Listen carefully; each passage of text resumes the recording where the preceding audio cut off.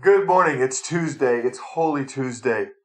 In fact, it was Tuesday, March 31st, AD 33, when Jesus once again entered the city of Jerusalem. He was not in the city long when he was confronted by the religious leaders. Probably no surprise to him or his disciples or the crowd that had gathered based on his interaction with the leaders in the temple the day before. You see, Jesus was no friend of organized religious events or activities. It's not that Jesus is opposed to religion at all, but he is opposed to those things, those rules, those regulations, those duties, those requirements that hinder people from coming to know him. They had crowded out the outer court of the temple so the Gentiles couldn't come in to hear and proclaim the goodness of God. The religious activities of the Jews that had been, in one sense, perverted, had pushed out the very purpose of their having a temple and being there, which is to reach all nations with the good news, with the news about their God and the coming Messiah.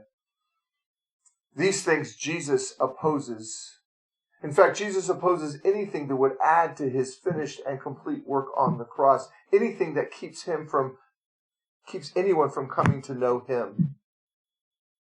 He had demonstrated that the day before in the temple when he turned the tables over and made the whip and rushed people out.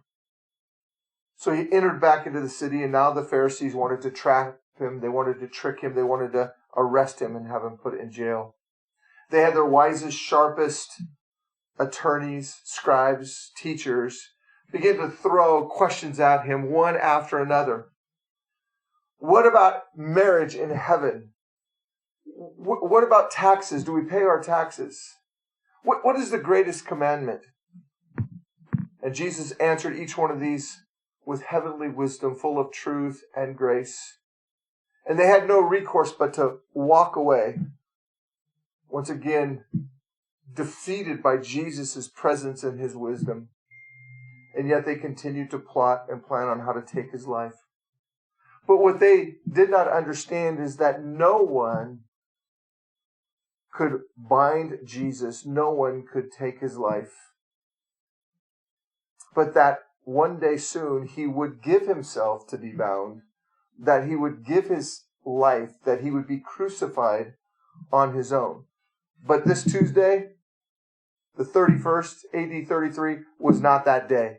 It was not his time. Jesus' words are recorded in John 10, and he says, "No one has taken my life away from me, but I lay it down on my own initiative. I have the authority to lay it down. I have the authority to take it up again." The writer of Hebrews puts it this way: let's fix our eyes on Jesus, the author and perfecter of our faith, for who the joy set before him endured the cross, despising the shame, and has sat down at the right hand of the throne of God. You see, Jesus willingly and joyfully gave his life for us. Let's consider that amazing truth on this Holy Tuesday.